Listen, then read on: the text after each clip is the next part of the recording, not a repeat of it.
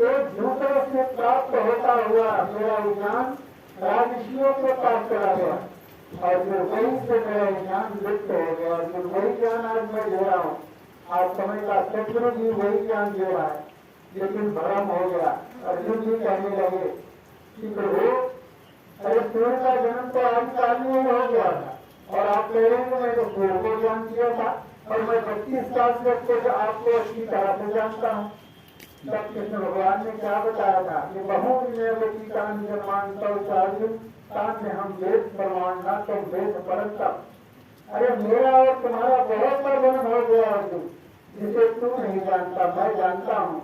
कोई भी ऐसा समय नहीं था जब तू नहीं था इस पृथ्वी में, कोई न कोई रूप में तू इस पृथ्वी पर था और मैं नहीं था, लेकिन संपर्क नहीं हो पाया, जानकारी नहीं हो पाई। इसीलिए शास्त्र में तुम्हें पता नहीं है मेरा और तुम्हारा बहुत सा जन्म हो गया है। अरे भूता नाम मित्रों प्रकृति समझाय संभवान आत्ममया।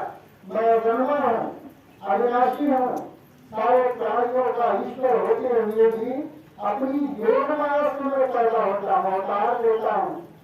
और कब अवतार लेता हूँ?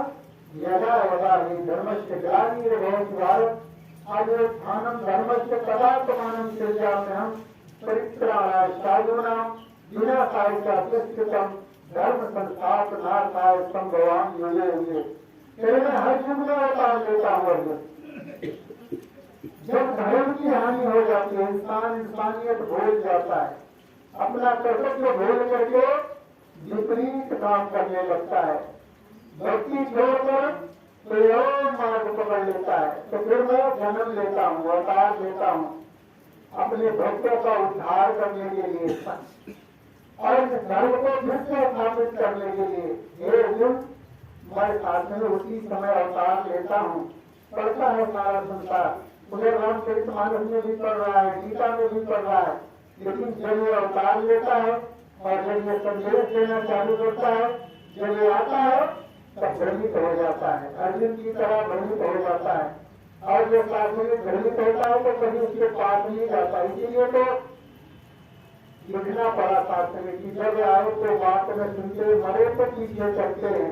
कहे अवतार आज भी मूर्ख अपने मन की करते हैं कि जब मैं अवतार लेता हूँ, इस पृथ्वी पर जन्म लेता हूँ, अपने भक्तों के लिए वितरण करता हूँ अर्जुन, तो मूर्ख लोग मुझे साधारण पुरुष समझते हैं। वो नहीं समझ पाते कि ये कौन है, वो शासन मेरे पास नहीं आते। जिस तरह से गीता में कहा उसी तरह से इधर शासन में भगवान अवतार श्री महाराज भी एक अवतार वाणी में संदेश दे रहे हैं। जब मैं अवतार लेता हूँ और पृथ्वी पर आकर के जब भक्तों के लिए काम करता हूँ तो मेरी बात सुनने को कोई तैयार नहीं होता, लेकिन जब मैं शरीर त्याग देता हूँ तब मेरे पीछे पीछे दौड़ते हैं, सब फिर भागने लगते हैं। मैं कहाँ विश्राम किया, कहाँ ठहरा, कहाँ क्या किया, वो साथ में उसको दर्शन अर्थन बना लेते हैं। इससे कुछ भी होने वाला नहीं। जब तक गुरु के शरण में नहीं आओगे, जब तक गुरु नहीं मिल जाएगा, तब तक कभी भी प्रभु परमात्मा की प्राप्ति नहीं हो सकती। गुरु बिन भाव विधतारो न कोई, जो विरक्त शंकर सम होई। बिना गुरु के कोई भवसागर नहीं कर सकता, चाहे शास्त्रीय शंकर के समान ही क्यों न हो, क्योंकि शंकर भगवान को ही कुंडल ऋषि से ज्ञान लेना पड़ा, भगवान कृष्ण को भी संदीपक मुनि से ज्ञान लेना पड़ा, भगवान राम को भी वशिष्ठ मुनि से ज्ञान लेना पड़ा। ज्ञान शास्त्र जी हमेशा गुरु के पास रहा है और जब तक गुरु के पास नहीं जाएगा इंसान कभी भी पा नहीं सकता। वही शास्त्र आज भी जगत के लोग ढूंढ तो रहे हैं, भक्ति भी कर रहे हैं। इधर शास्त्र में पढ़ा भी जा रहा है कि जब तक गुरु नहीं आएगा जीवन में, सदगुरु नहीं मिलेगा, तब तक तुम्हें कभी भी परमात्मा की प्राप्ति नहीं हो सकती। तो हमें भगवान को नहीं ढूंढना है, ढूंढना किसका था? गुरु को ढूंढना था। लेकिन संसार केवल भगवान को ढूंढ रहा है, इसीलिए नहीं पा रहा है। आइए शास्त्र में आज समय का सदगुरु इस जगत में आया है, संदेश दे रहा है, आपने पाया है और क्या करके वो संदेश दे रहे हैं। तभी शास्त्र जी की मैंने पाया है क्यों भी आपने प्रभु को जान ले। क्योंकि इंसान जब पैदा होता है तो केवल यही समझता है कि आप पुण्य है क्या पाप है, इसी झंझट में पड़ा रह जाता है। वो पुण्य को पाप समझ लेता है और पाप को पुण्य समझ लेता है, इसीलिए विचरण करने लगता है। आइए साथ मेरे साथ एक पुरानी पत्रिका पढ़ रहा था, बड़ा ही सुंदर उसमें दिया हुआ था कि 3 संत रहते थे, 3 सागर एक ही जगह एक ही कुटी में रहते थे। एक दिन में समय आया, एक साधन ब्रह्मलीन हो गया और शरीर छोड़ दिया। अब यमराज इसको लेकर के जाते हैं और रास्ते में उसे कहते हैं एक तालाब मिलता है, कहते हैं जा इसमें स्नान कर लो तब तुम्हें प्रभु के पास लेकर चलता हूँ। अब वो इंसान साथ में जाता है स्नान करने के लिए, जैसे ही तालाब में हिलता है तो क्या देखता है कि तालाब के किनारे एक बगुला बैठा है। ऐसा लग रहा है कि बहुत दिनों का खाया है, भूखा है, एकदम जैसे भूख रहा, वो साथ में बिल्कुल से भूखा लग रहा था। और उसके वो जहाँ स्नान कर रहा था चारों तरफ मछलियां है, मछलियां। तो एक मछली पकड़ता है और ले जाकर के बगुला को देता है, बगुला खा के उड़ जाता है। अब साथ में ये स्नान करके जब जाता है भगवान के पास तो भगवान कहते हैं इसे नरक में डाल दो। अब साथ में ये साधु बहुत परेशान, वो कहने लगा प्रभु मैंने तो अपना पूरा जीवन केवल भक्ति में ही बिताया है, केवल तेरी आराधना किया है, तेरी भक्ति किया है हर पल, बाकी किसी चीज से कोई मतलब ही नहीं रखा, फिर मुझे नरक में मिल रहा है। भगवान ने कहा कि मछली तेरा क्या बिगाड़ा था, तुमने मछली पकड़ करके क्यों अपने के मुंह में डाल दिया। तो कहने लगा प्रभु मैं तो ये कहा था कि किसी भूखे को भोजन कराना पुण्य होता है और मैं तो पुण्य समझ करके उसको खिला दिया कि वो भूखा है और मैंने उसको पकड़ा दिया मछली के लिए। तो साथ में भगवान ने कहा कि तुम कौन होते हो खिलाने वाले किसी को, तुमने तो हत्या कर दिया, तुम कौन होते हो। वो बगुला का काम है, वो अपना ढूंढेगा, शिकार करेगा, खाएगा, तुझसे कोई मतलब नहीं है। हाँ तुम तब साथ में पुण्य के भागीदार होते हो जब तुम्हारे पास इतना साथ में खाना होता कि अगर कोई याचक आया जाता तुम्हारे पास और वो भूखा होता, कहता कि मैं बहुत दिनों का भूखा हूँ मुझे भोजन करा दो, तब उसे अगर भोजन दे देते तो पुण्य हो जाता। अगर तेरे पास एक ही खुराक होता और वही उठा करके उसे दे देते तो ही पुण्य हो जाता। अगर अपने खुराक से आधा ही खाना उसको खिला देते तो ही पुण्य हो जाता। मगर साथ में तुझे तो मछली को पकड़ कर जिंदगी मछली अपना चैन से घूम रही थी, कह रही थी वही अपने शिकार के चक्कर में, तुमने तो उसको पकड़ा के बगले खिला दिया, उसकी हत्या कर दिया, इसलिए पाप हो गया, इसलिए ध्यान नरक में। आज साथ इसलिए कह रहा है कि पाप और पुण्य हम ये बहुत समझने लगते हैं कि शायद ये पुण्य है ये पाप है, यहाँ पर भी पाप हो गया। अब साधु पुत्री के बाद दूसरा साधु शरीर छोड़ दिया, जब दूसरा साधु शरीर छोड़ा उसे भी यमराज ले गया और वही शास्त्र में तालाब में बोला स्नान करो, उसके बाद प्रभु के पास ले सकता हूँ। वो भी जाता है स्नान करता है, अजय स्नान कर रहा है, देख रहा है ढोल मछलियां चारों तरफ उसके पास दौड़ रही है और वो बगुला देख रहा है, वो बगुला जो मछली पकड़ लिया, अपना शिकार वो पकड़ चुका है, खा रहा है, आधा भी लिया था। तभी इसको समझ में आया किसी का शास्त्र में लेकर किसी की हत्या हो गई है, प्राण को बचा देना जो है पुण्य होता है। ये समझ कर उसने गया बगुला के मुख से मछली खींच लिया और तालाब में फेंक दिया, मछली तो भाग गई, बगुला बेचारा भूखा रह गया। वो भी स्नान करके जब भगवान के पास जाता है तो भगवान कहते इसे नरक में डाल दिया जाए। अब वो भी परेशान, वो भी वही गिनती करता है कि प्रभु मैंने तो कभी कोई पाप ही नहीं किया, हमेशा पुण्य का काम किया है, तेरी प्रार्थना किया है, तेरी भक्ति किया है और कुछ भी नहीं किया, फिर नरक क्यों हो रहा है। उन्होंने कहा कि तुमने बगुले का भोजन छीना है, बगुला भूखा था अपना शिकार कर रहा था, तुमने क्यों छीना। उसने कहा साधु ने कि मैं कहा था कि किसी का जान बचा लेना पुण्य होता है, इसी आधार पर मैंने उसको उस मछली की जान बचाया था। कहने लगे भगवान कि तुम हर कोई अपना अपना शिकार कर रहा है, अपना भोजन कर रहा है, सबका भोजन है और तुम किसी का भोजन छीन करके पाप कर लिया, तुम्हें नरक भोगना है, वो भी नरक में पड़ गया। अब कुछ दिन के बाद तीसरा साधु ने शरीर छोड़ दिया और वो भी जाता है, उसे भी यमराज लेके जाता है, उसे भी तालाब में स्नान करने को बोलता है। वो तो स्नान करता है, फिर देख रहा है मेरे चारों तरफ मछलियां है और देख रहा है किनारे पर बगुला, एक बहुत भूखा बगुला खड़ा हुआ है, उसको शिकार नहीं मिल पा रहा है, भूखा है बहुत ज्यादा, क्योंकि वो जर्जर हो गया है, भूखा हो गया, इसीलिए उसको शिकार नहीं मिल पा रहा है। देखा वो बगुले को भी देखा, मछलियों को भी देखा, लेकिन उसने कहा मुझे हुक्म मिला है स्नान करने का, मुझे किसी चीज से मतलब नहीं है। उसने स्नान किया और यमराज के साथ जाता है। भगवान कहते हैं इसे स्वर्ग में डाल दिया जाए। अब वो स्वर्ग में जाने लगा, देख रहा है कि उसके दोनों साधु वो नरक में भोग कर रहे हैं। जब नरक में देखा तो वो उसने यमराज को कहा रुको भाई, ये मेरे साथी कैसे नरक में पड़े हुए हैं, क्योंकि हम लोग एक समय उठते थे, एक समय एक ही भोजन करते थे और हमेशा हरि के सिवाय किसी की भक्ति भी नहीं किया है, तो ये दोनों नरक में और मुझे स्वर्ग में, ये क्या बात है। मुझे एक बार फिर प्रभु के पास लेके चलो। आप साथ में लिए यमराज कहता है देखिए एक बार प्रभु के पास से जब वापिस आता है जो दोबारा ऐसे लेके नहीं जाया जाता, प्रार्थना करता है कि मुझे नरक में डाल दो। वो कहने लगे कि नरक में तुमको कैसे डाल दो, हुक्म तो हुआ है प्रभु का स्वर्ग में डालना है। वो कहता है मुझे मिला दो। अब साधु की प्रार्थना सुन लेता है, लेके जाता है भगवान के पास, कहता है विनती करता है कि वो दोनों को क्यों नरक में डाला गया, तो वो मैं नहीं समझ पाया। जो काम मैं करता था वही वो नहीं करते थे, एकदम समान एक ही तरह से, फिर उन्हें नरक मुझे स्वर्ग। भगवान ने कहा बताया हमको कि ये जो बगुला अपना भोजन कर रहा था, आधा निकल लिया था मछली को, उसके मुंह से चीर कर फेंक दिया, पाप हो गया। और दूसरा वाला एक मछली पकड़ करके बगुले को दे दिया, वो खा लिया, वो पाप हो गया।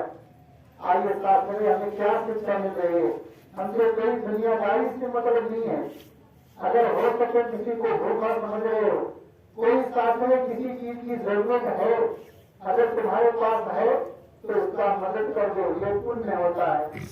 लेकिन किसी का भोजन छीन लेना, कोई चल रहा है उसको साथ में किसी टांग लगा लेना, गिरा देना, कोई खा पी रहा है और उसको साथ में यदि उसका कोई छीन ऐसा साथ में व्यवहार करना जिससे उसको दुख पहुंचे, तो आगे साथ में ये पाप होता है, पुण्य नहीं होता।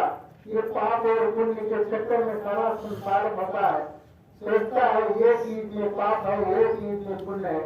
आप समझ लें कि पुण्य में क्या है, पाप में क्या है। पुण्य और पाप आप जो सत्संग कर रहे हो सबसे बड़ा पुण्य है। पुण्य एक जगमा नहीं पूजा, मन कर्म वचन विप्र पद पूजा। ये रामचरित मानस में पढ़ते हैं आप कि पुण्य एक ही तरह से मिलता है। जब आप मन से, कर्म से और वचन से संत साधु संत महापुरुषों की पूजा करता है, इज्जत करता है, आदर करता है, सम्मान करता है, प्यार करता है, तभी पुण्य वाले होते हैं। फिर पुण्य ही पुण्य मिलता है। इसीलिए तो आप कहते हैं ये घड़ी आधी गई आदि में पुण्याद तुलसी समृद्ध साध की कटे कोटि अपराध। अगर ये घड़ी सत्संग करने को मिले या केवल 15 मिनट ही मिल जाए तो कहो तो भी करोड़ों पाप तुम्हारे साथ में दूर हो जाते। यहाँ पर पुण्य मिल रहा है, जो आप बैठे हैं ये पुण्य का स्थान है। ये घड़ी जब आप सत्संग करो ये धन्य है, कन्या हो बड़ी धन्य है। जब साई आएगा लेके कोई घड़ी बाकी सब बर्बाद। कबीर दास ने कहा वो बड़ी धन्य होती है जिस समय हम साई को याद करते रहते हैं, सुमिरन करते रहते हैं, परमात्मा का ध्यान किए रहते हैं, इसको याद करते रहते हैं, जब सत्संग में बैठे रहते हैं तो हमारी जो भाई जो सेवा में लगे रहते हैं संत महापुरुषों के सेवा सत्संग सुमिरन तीनों रोज के पुण्य आ रहे हैं। अगर आप संत की सेवा में लगे हैं पुण्य आ रहा है, अगर सुमिरन में लगे हैं पुण्य आ रहा है, अगर सत्संग कर रहे हैं पुण्य आ रहा है। ये पुण्य बढ़ते चले जा रहे हैं। इसीलिए कहा है लेकिन कब तेरे जब संत मिलन को जाइए तब ममता और अभिमान तो जो ऊपर आगे बढ़ो वो नहीं के समान।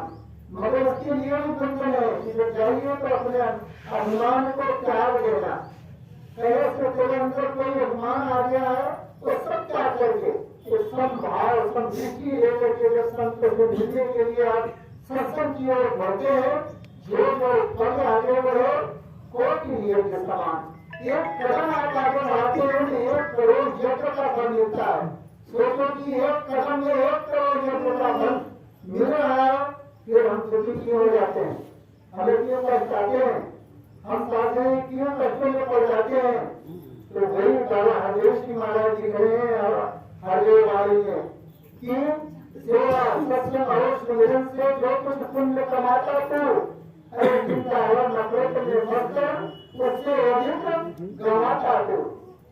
पहले तू जितना सेवा करके सुमिरन करके सत्संग करके पुण्य कमाता है, उससे ज्यादा तो किसी की निंदा करके किसी से ईर्ष्या करके पाप बना लेता है, तेरा पुण्य क्षीण हो जाता है। जितनी तेज से पुण्य बढ़ता है उतनी तेज से पाप भी बढ़ता है।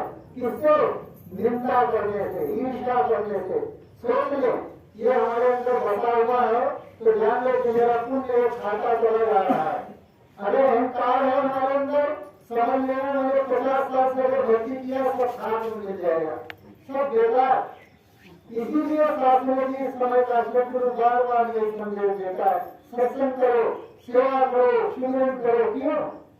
वहाँ से आपको जानकारी होगी, वरना ज्ञान लेकर घर बैठे हो तो केवल निंदा करते रहेंगे। थोड़ा समय के लिए जब तक सत्संग में रहते हो कितना सुंदर आनंद मिलता है, कितना शारीरिक सुकून मिलता है। लेकिन जब आप बिगड़ते हैं जैसे फिर वही निंदा नफरत चालू। तो वही कह रहे हैं कि जितना नहीं कमाया उससे ज्यादा तुमने खोया है, इसीलिए तो कदम कदम पर रोया है, पछताया है।